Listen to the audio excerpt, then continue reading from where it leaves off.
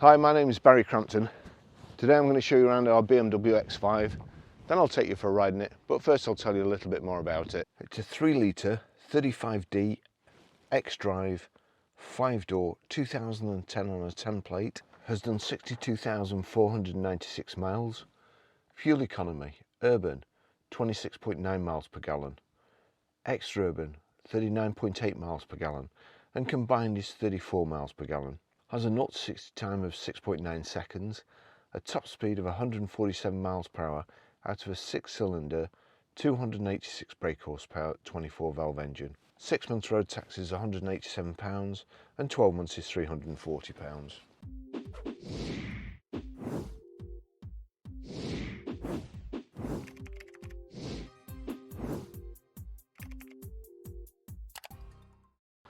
Lovely car, priced rangy. I'm not sure what style these alloys are, but they do look really nice. The plastic wheel arch protectors there, and the xDrive badge on the side. Has side running lights, the high pressure headlamp wash system, front parking sensors, and the grille before it started to look like a caricature of the grille and take up the whole front end of the car. Still looks nice and fairly discreet, and you still know what it is that's behind you. Power folding door mirrors, it's de-chromed, so the black window surrounds, rear privacy glass, these aluminium side steps, which aren't an afterthought, they're built into the car. They look very discreet and nice, to be fair. The sloping X6 coupe back there, the shark fin aerial on the top, and a rather discreet spoiler. Keeps the spray off the back screen, and then an integrated rear spoiler on the back. I mean, look how high the back is there. It's nearly my shoulder height. It's enormous. Anyway, also we've got power open, power closed tailgate, plenty of room in the back, split folding rear seats. There's the button there. Reversing sensors in the bumper, and then we've got a reversing camera just there.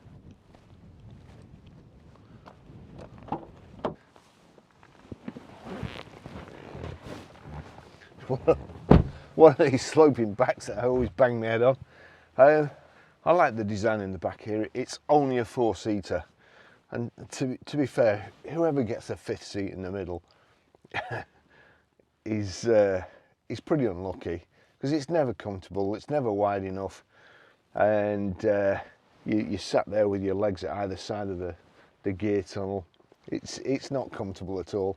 So nice 4-seater. You've got this bit between you to separate the kids so they can't fight. Pretty good design from BM, I've got to be honest. There you go, rear centre armrest.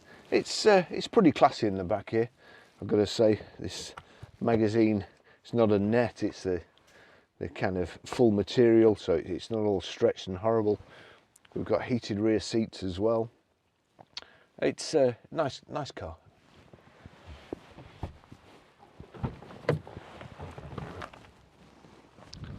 I'll just take you for a ride in it.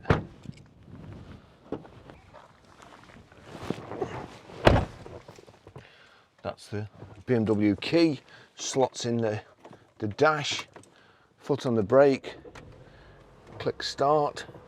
You'll see there, the seat has a memory. When you get in, you can inflate these wings at the side. So when you get in, the car lets you out by deflating the wings so you can get out easy, and it remembers where your seat is. There's a couple of funny seating positions in here. It's a 2-position memory. So, hang on.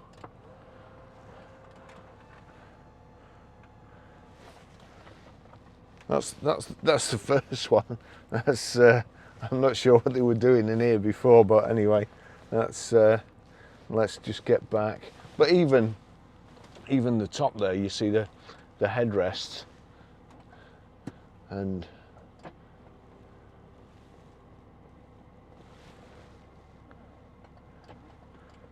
That, I don't know what that bit does actually. I'm going to have a look what that bit does, because it feels like it's bending the seat. Right, so the seat top is actually bending. That takes the backrest, sorry, that's the headrest. That takes the backrest back. Then there's another bit that bends the seat or flexes the seat. Then there's this thigh extension. What's that? That'll be lumbar support. I don't even know what that is. I probably don't know what that is when I sit on it. Right, so that's lumbar support. Ah, that bit there. Sorry, that bit there. That's putting these wings in there. Right, so if you can't find a comfortable position in here, there's no hope for you, Mr. Modo.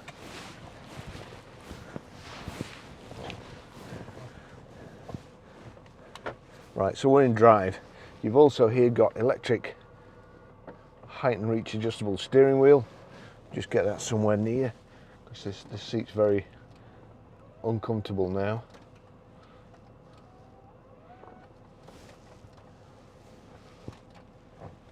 That's somewhere near. We'll adjust it as we're going along. So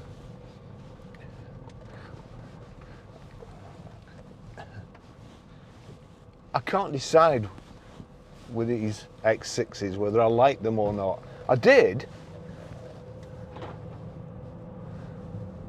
Then I went off them for a bit, and I'm not sure now. Anyway, you can't see the shape when you're sat in the driver's seat. It's got the big wheels on. Wow, the electric, sorry, the heated seat is absolutely flipping like sitting on electric fire. That's very, very warm. We've got here, we should have, I'll slow down when we get over this bumpy bit. That bit of road there is shocking. I'll just slow down a second.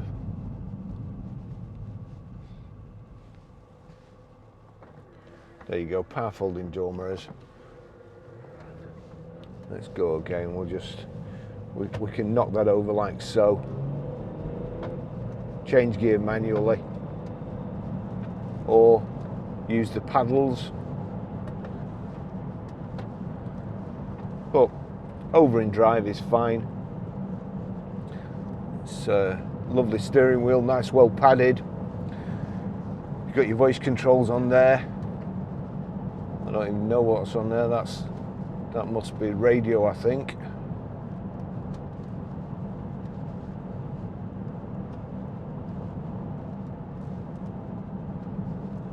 Yeah, it's changing the modes on the radio. That's changing to auxiliary. BBC Radio 1. I don't want to listen to that. I'd rather have it on auxiliary than listen to the BBC. Climate control. Disc here. Here we've got your iDrive, CD, put it on nav. There you go, that's nav. Got a pheasant in the road here. A couple of, there's one at the side there. Get off the road.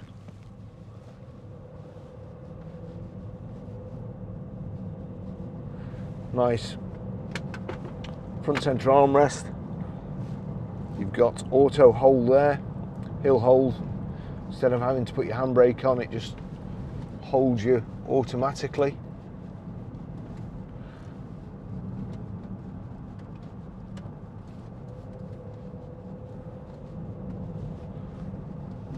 I must admit, I don't think I've certainly never noticed them before. The seats like that, where the back actually bends. You know, people are always having a go at me about my driving position, the way I drive. And you know, you drive the car, it doesn't drive you. If you're not comfortable in the car, then how can you drive it? And nobody can deny I'm not comfortable. There we go. It's either got very, very good soundproofing, or that's a dreadful horn.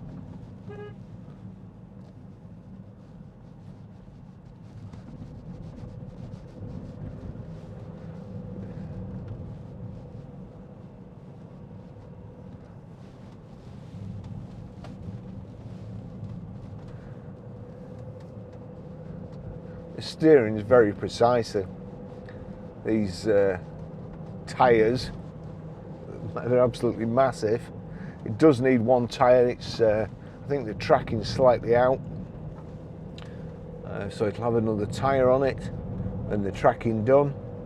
You can't feel it too much. I think it's the driver's side wheel that's just out a little bit, so we'll get that done as well. We'll also be having it serviced, so it'll be ready to go very shortly. This only came in yesterday. It's a very, very nice car. It's also got, actually, it's also got the 360 cameras. So if I just put it in reverse there you go. You've got the 360 cameras, so you'll be able to see all around. The mirror's dipped, so you can see the curves when you're reversing. But if you have a look there, look, you can see it. So you can see where the curb is. And also, I think, yeah, so you've got your parking sensor display there as well, and you can see how it's going there. I don't know where the cameras are in the menu. That's the complete menu anyway.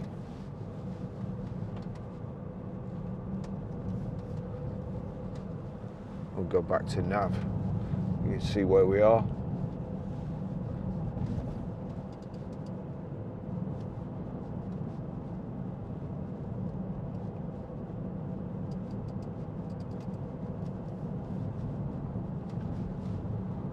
Oh dear.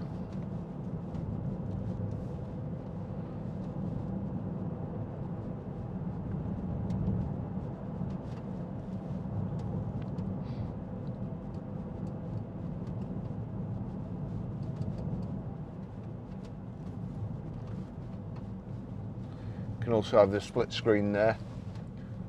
If you just knock it across and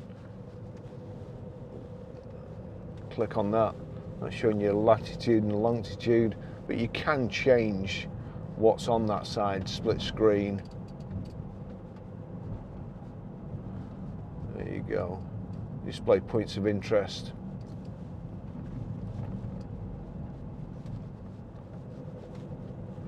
Receive traffic information, you don't want that.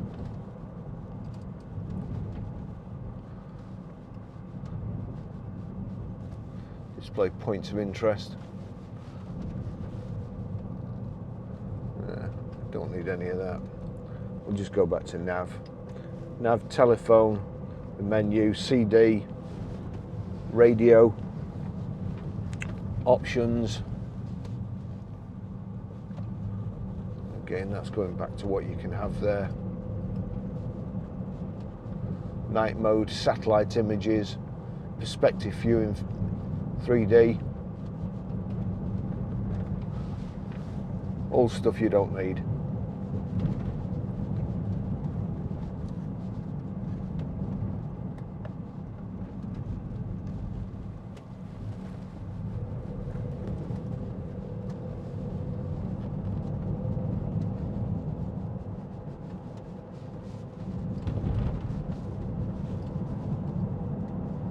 That's bringing the top in towards my head.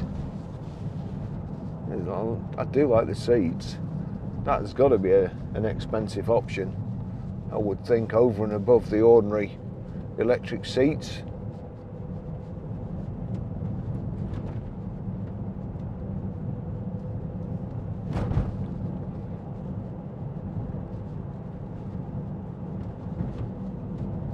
It's trying to keep my cameras cool, so I've got the air conditioning on freezing.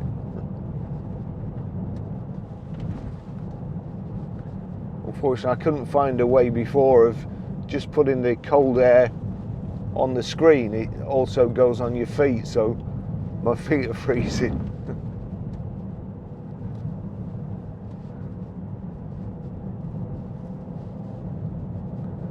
A very solid feel to it, and you can certainly feel the road. Got this walnut insets to the dash, the sides of the gear tunnel, and the door cards. Looks nice inside.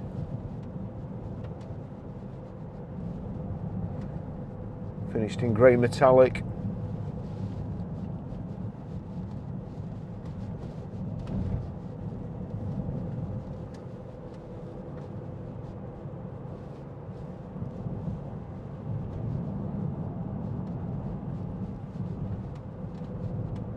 The steering is very, very precise.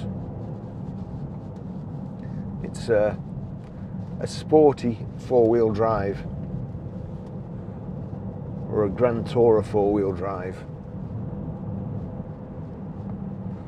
Lots of pheasants about today.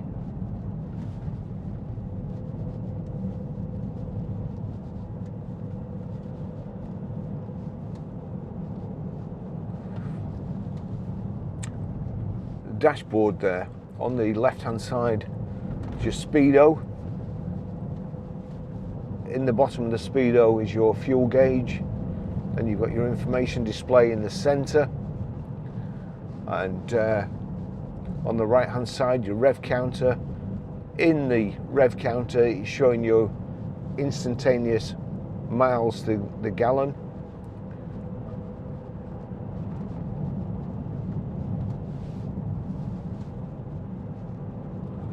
Just here's your cruise control. Switch on, click in the end, and then let me see, is it push towards you, push away from you? So away from you increases the speed, and pulling back decreases the speed, and if you knock it either up or down, it knocks the cruise off.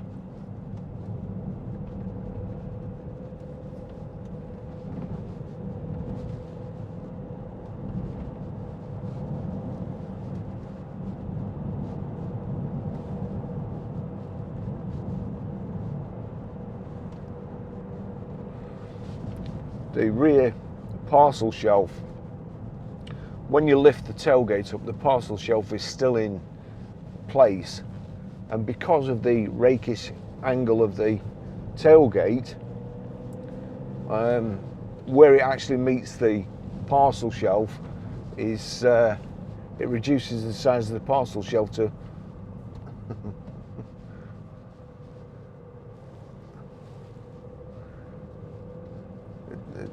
about 1'10" 10". So when you put the tailgate up, it is power open, power close. When you put the tailgate up, you don't have to mess about moving the roller blind forward or moving the hard rear load cover forward. You've still got plenty of space to put your luggage in and your shopping. So that's one advantage of it sloping down.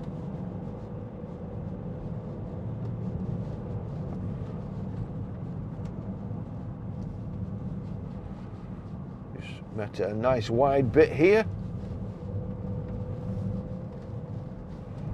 handy.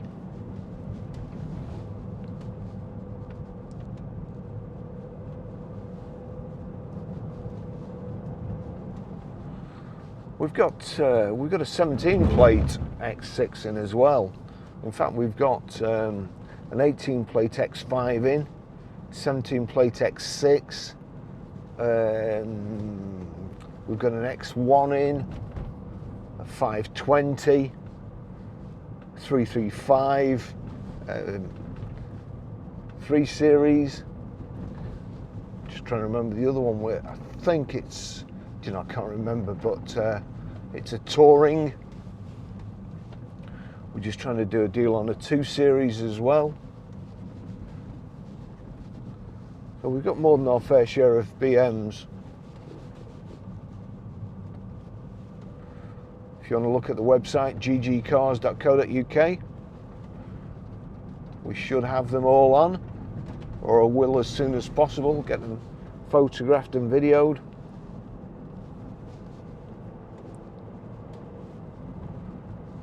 It's certainly nice, comfortable seats, well padded in the back.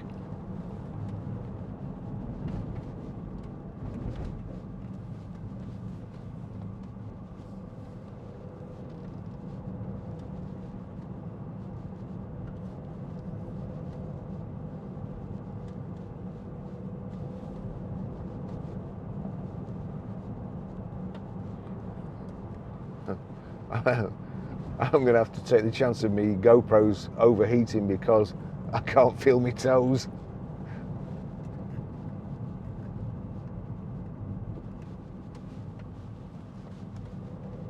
There we go.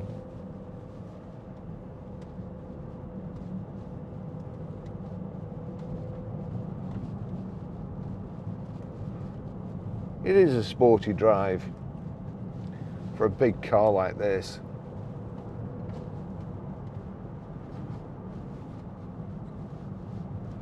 And it's certainly, it does feel very, very planted. You can feel you can feel everything on the road.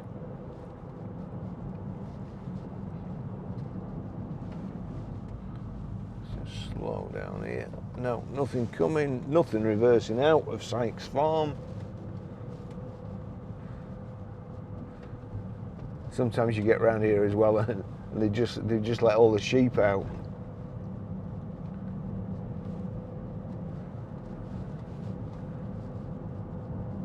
It's not a good day for pheasants today.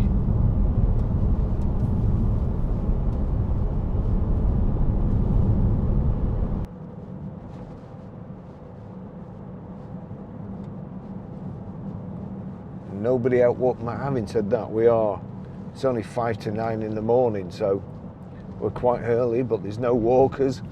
The car park where I videoed the car, there was, when I got there this morning, somebody had been camping overnight.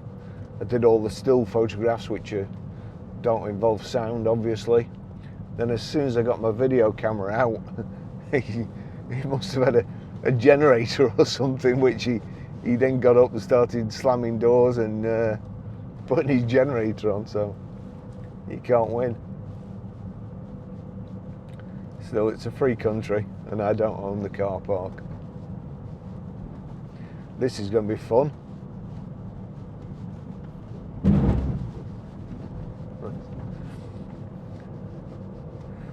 BMW suspension there. And I know most of you out there love it. It's just me.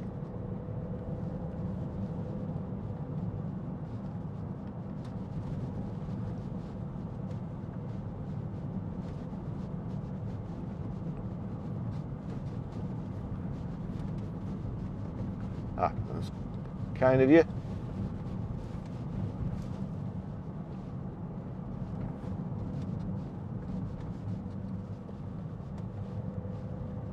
So, lovely car, looks great. Couple of marks on, nothing too bad to speak of. Drives nice, no noises or anything that is untowards. Just get that tracking done. I think actually, yeah, wipers. It needs wipers. But looking back on the MOTs, the person who bought that, they just used it for special occasions, and it was doing less than 1,000 miles a year. They decided to sell it. Came and asked if we'd buy it. We're absolutely chock-a-block with cars at the moment. We can hardly move on the forecourt, and we still bought it. So that tells you, really, we think it's a good car. we need to sell some cars. We've bought that many just lately. We need to sell some. We're well stocked up. So we've specifically bought this vehicle. As I say, that speaks volumes. We think it's a good car. We think it's a seller. See what you think. Give us a call. I came here a few weeks ago, and I was in a Porsche Boxster, and I just parked it here, and I had a GoPro stuck to the boot of it. Pulled the handbrake on, I went to get the GoPro, and I heard a click, the handbrake came off, and the Porsche started rolling backwards towards that big drop there. But this chap here, who's obviously camping, he's parked right on the edge there. I'm afraid I couldn't do that, not unless I'd got big ramps underneath the back, because otherwise he's going to end up in the river down there. But anyway, thanks for watching. I'll see you in the next video. Ta-da.